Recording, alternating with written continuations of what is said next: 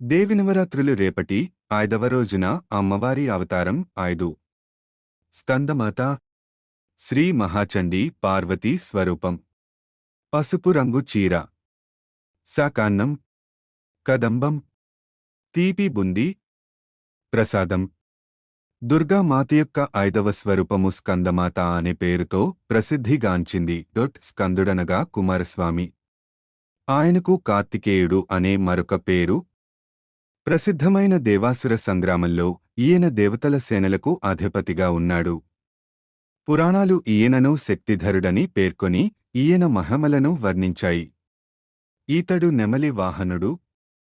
స్కందభగవానుడి తల్లి అయినందున దుర్గాదేవి 5వ స్వరూపానికి స్కందమాత అనే పేరు ప్రసిద్ధమైనది. నవరాత్రి ఉత్సవాలలో 5వ రోజున ఈ స్వరూపంలో దుర్గాదేవి ఆరాధించబడుతుంది. ఈ రోజు సాధకుని మనస్సు విశుద్ధచక్రంలో స్థిరమవుతుంది. ఈమె మూర్తిలో బాలస్కందుడు ఈమె ఒడిలో కూర్చొని ఉంటాడు. స్కందమాత చతుర్భుజ. తన ఒడిలో చేరి ఉన్న స్కందుడిని తన కుడిచేతితో పట్టుకొని దర్శనమిస్తుంది. మరొక కుడిచేతిని పైకెత్తి పద్మమును ధరించి ఉంటుంది. ఎడమవైపున ఒక హస్తం అభయముద్రలో ఉంటుంది. మరొక కరములో కమలమును కలిగి ఉంటుంది.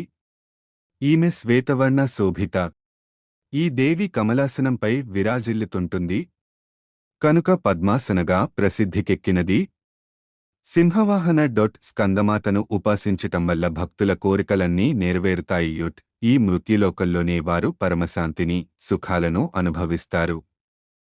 వారి కొరకై మోక్షద్వారము నిరంతరము తెరుచుకొని ఉంటుంది. స్కందమాత కొనర్చిన పూజలు బాలస్కందునికి చెందుతాయి. ఈ దేవిని ఆరాధించటంలో ఉన్న వైశిష్ట్యము ఇదే కనుక భక్తులు స్కందమాతను ఆరాధించటంపై ప్రత్యేక ధ్యాసను కలిగి ఉండాలి. ఈ దేవి సూర్యమండల అధిష్ఠాత్రి అవటం వల్ల ఈమెను ఉపాసించేవారు దివ్యతేజస్సుతో, స్వచ్ఛకాంతులతో విరాజిల్లుతుంటారు. ఒక అలౌకిక ప్రభామండలం అదృశ్య రూపంలో సర్వదా వారి చుట్టూ పరివ్యాప్తమై ఉంటుంది. ఈ ప్రభామండలం అనుక్షణము వారి యోగక్షేమాలను వహిస్తుంటుంది. ఈ ఘోర భవసాగరముల దుహకము నుండి విముక్తులమై మోక్షమును సులభంగా పొందటానికి ఇంతకు మించిన ఉపాయము మరొకటి లేదు. పురాణ చరిత్ర. స్కంద పురాణంలో కుమారస్వామి ఆవిర్భావం గురించి వివరంగా ఉంటుంది. శివ పార్వతుల వివాహానంతరం ఎన్నో మన్వంతరాల, కొన్ని కోట్ల సంవత్సరాలు కాలం సంతోషంగా గడుపుతూ ఉంటారు. వారిద్దరి శక్తి ఒకటైన తరువాత వచ్చిన పిండం త్వరగా బిడ్డగా పుట్టాలనే దురుద్దేశ్యంతో ఇంద్రుడు, ఇతర దేవతలు కలిసి తారకాసురునికి శివ పార్వతుల బిడ్డనైన తన వల్ల తప్ప మరణం లేదన్న విషయం తెలుసుకుని అతనిపై యుద్ధం ప్రకటించి దేవతల సేనకు అధ్యక్షుడై అతన్ని సంహరించడానికి సిద్ధమవుతాడు. ఆ సమయంలో పార్వతీదేవి దుర్గా అవతారం పొంది కుమారస్వామిని దీవిస్తుంది. అలా దేవసేనకు అధ్యక్షుడై తారకాసుర సంహారం చేస్తాడు కుమారస్వామి. తిరిగి శంభు, నిశంభులతో యుద్ధ సమయంలో 5వ రోజున అమ్మవారు స్కందమాత దుర్గాదేవి అవతారంలో రణరంగానికి వెళ్లి కొంతమంది అసురులను చంపుతుంది. అమ్మవారి పవిత్ర నవరాత్రుల మహత్యం సమాచారం షేర్ చేసి అందరికీ తెలియజేయండి. మరిన్ని ఆధ్యాత్మిక సమాచారాల విశేష వివరణల కోసం ఈ పేజీని ఫాలో అవ్వండి. చండీ హోమం. సమస్త వేదాంగాదిశాస్త్ర వినుతే బ్రహ్మాదిభిర్వందితే చండముండాసురాది సంహరకరే భక్తాళిరక్షాకృతే కరవీరాది పుష్పమాలాంకృతే సౌందర్యరత్నాకరే మాలిన్యాది సమస్తదోషరహితే శ్రీ చండికే పాహిమాం.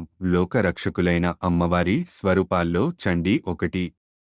లోక కళ్యాణం కోసం, విశేష కార్యసిద్ధి కోసం, సకల చరాచర జగత్తు సృష్టికి, స్థితికి, లయకు మూల కారణమైన జగన్మాతను ఆరాధించడం అనాదిగా వస్తోంది. ఆదితత్వాన్ని స్త్రీమూర్తిగా భావించి చేసే ప్రకృతి ఉపాసనే శ్రీవిద్య. అది లలితాపారాయణం, చండీపారాయణం అని 2 రకాలు. బ్రహ్మాండ పురాణం, దేవీ భాగవతం లలితాదేవి మహిమలను చెబితే, మార్కండేయ పురాణం చండీ మహాత్మ్యాన్ని వివరిస్తుంది. కలియుగంలో చండీ పారాయణకు మించిన శక్తిమంతమైన ఫలసాధనం మరొకటి లేదని శాస్త్రవచనం. ఇహపర సాధనకు చండీ హోమం ఉత్తమం. 700 మంత్రాలతో కూడిన చండీ సప్తశతిని పారాయణ చేసి హోమం నిర్వహించడమే చండీ హోమం.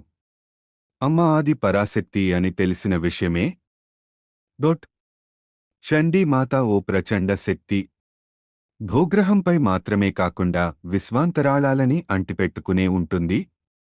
సృష్టి జరగడానికి, అది వృద్ధి చెండానికి, తిరిగి లయం కావడానికి అవసరమైన శక్తి అంతా ఆమెలోనే ఉంది.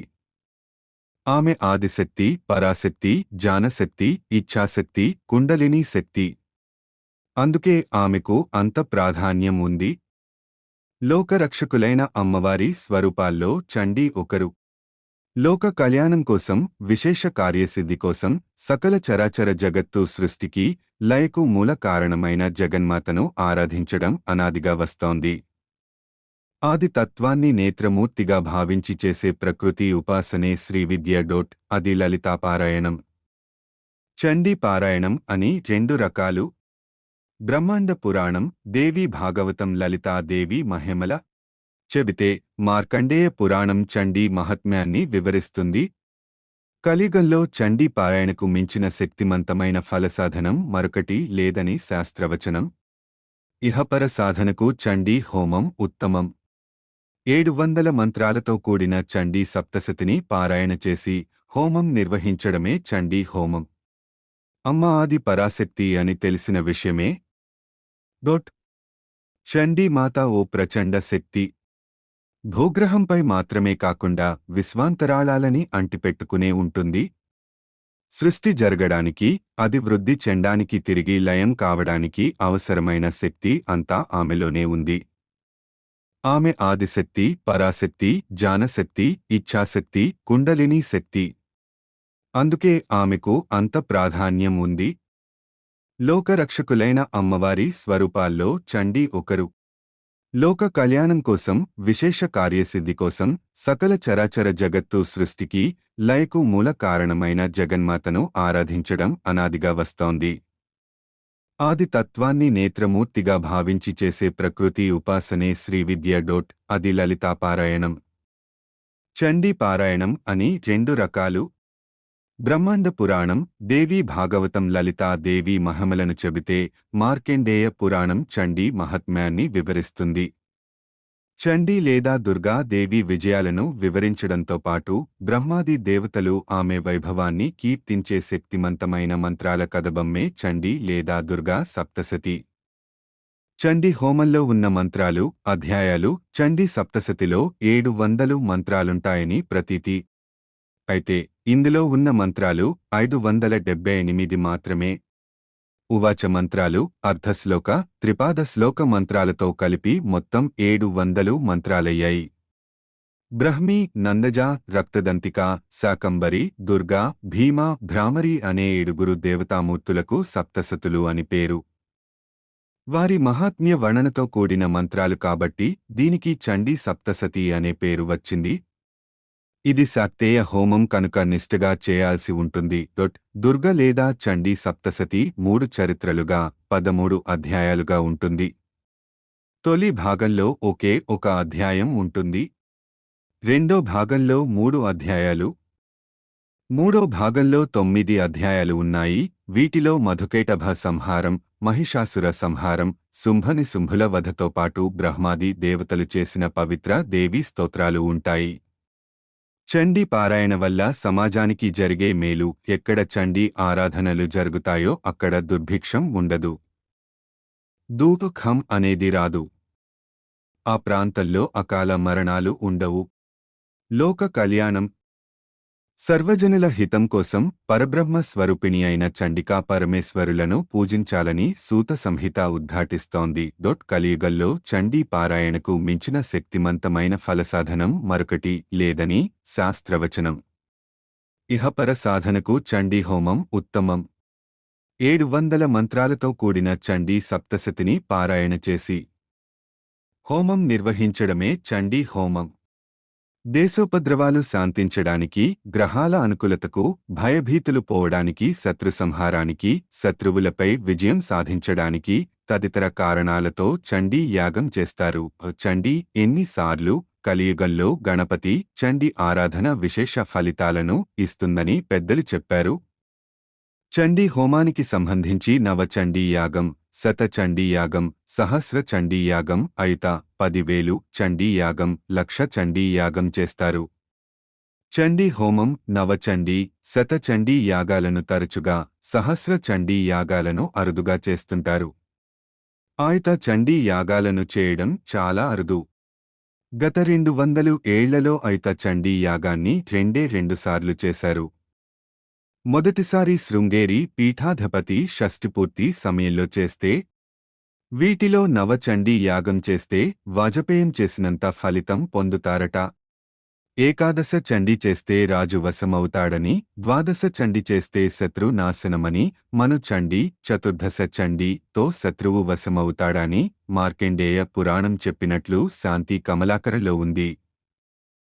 ఇక శతచండీ చేస్తే కష్టాలు, వైద్యానికి లొంగని అనారోగ్యం, ధన నష్టం తదితరాలు తొలగుతాయి. సహస్ర చండీతో లక్ష్మీదేవి వరిస్తుంది. కోరికలు నెరవేరుతాయి. లక్ష చండీ చేస్తే చక్రవర్తి అవుతాడని మార్కండేయ పురాణంలో ఉంది. దీనినే నియుత చండీ అంటారు. ప్రయుత చండీ అంటే 10 లక్షల చండీ సప్తశతి పారాయణాలు. సాధారణంగా గణపతి హోమం, ఆయుష్య హోమం, మృత్యుంజయ హోమం తదితరాలను ఎవరో ఒక దేవుడు లేదా దేవతను ఉద్దేశించి చేస్తారు. కాని చండీ యాగంలో మాత్రం మహాకాళి, మహాలక్ష్మి, మహాసరస్వతి ముగ్గురికి కలిపి పూజలు నిర్వహిస్తారు. చండీ దేవత చాలా ప్రచండ శక్తి. ఎక్కడ చండీ ఆరాధనలు జరుగుతాయో అక్కడ దుర్భిక్షం ఉండదని, దుఃఖం అనేది రాదని, ఆ ప్రాంతంలో అకాల మరణాలు ఉండవని వేదాలు చెబుతున్నాయి. అయిత చండీ యాగంలో 10,000 పారాయణలు, కోటి నవార్ణ మంత్ర జపం చేస్తారు. పారాయణలో 10వ వంతు హోమం, 10వ వంతు తర్పణాలు ఇస్తారు. శతచండీ యాగంలో 10 మంది, సహస్ర చండీ యాగంలో 100 మంది, అయుత చండీ యాగంలో 1000 మంది ఋత్విక్కులు పాల్గొంటారు. అన్ని యాగాల్లోనూ మొదటి 4 రోజులు ప్రతిరోజు నవావరణ పూజ, చతుషష్ఠి యోగిని పూజ, దీపసహిత బలి, కల్పోక్త పూజతో పాటు కుంకుమార్చన చేస్తారు. 5వ రోజు అగ్ని ప్రతిష్ఠ చేసి ఆహుతులతో అమ్మవారికి పరమాన్న ద్రవ్యంతో ఆజ్య హోమం, అంగ ఆవరణ, పీఠ దేవతలకు ఆజ్య హోమం, తర్పణం చేసి ఇంద్రశక్త్యాది దేవతలకు బలిదానం, పూర్ణాహుతి, దంపతి, సువాసిని, కన్యక పూజలు, అవభృత్యం, అన్న సంతర్పణతో హోమాన్ని పూర్తి చేస్తారు. శరన్నవరాత్రి దేవినవరాత్రి శుభాకాంక్షలు. దేవీ నవరాత్రులలో ఆది శక్తిని 9 రూపాలుగా పూజించటం జరుగుతుంది. ఇవే నవదుర్గలుగా ప్రసిద్ధి చెందినాయి. 1 శైలపుత్రి. ఈ అమ్మవారినే పార్వతి, హైమవతిగా పిలుస్తారు. ఒక చేతిలో శూలం, మరొక చేతిలో కమల ధరించి ఉంటుంది. కోరిన కోర్కెలు తీర్చగల తల్లి. 2 బ్రహ్మచారిణి. ఈ అమ్మవారిని తపశ్చరణి అని అంటారు. కుడి చేతిలో జపమాల, ఎడమ చేతిలో కమండలం, శ్వేత వస్త్రాలను ధరించి ఉంటుంది. అమజ్ఞానదాయిని, మెక్షప్రసాదిని. 3 చంద్రఘంట అమ్మ సింహవాహిని, ధనుస్సు, బాణం, గద, శూలం, పాశం మెదలగు ఆయుధాలు, పద్మ కమండలం, అభయ, వరద హస్తాలతో 10 చేతులతో ఉంటుంది. అమ్మ ధైర్యాన్ని, వీరత్వాన్ని, సకలాభిష్టాలను నెరవేరుస్తుంది. 4 కుష్మాండ గుమ్మడి రూపంలో భూమండలాన్ని కల్పించిన తల్లి. చక్రం, గద, ధనుస్సు, బాణం మెదలగా ఆయుధాలు, కమండలం, అమృత కళసం, జపమాల, పద్మం ధరించి ఉంటుంది. ఆయురారోగ్యాలను, ఐశ్వర్యాలను ఇస్తుంది.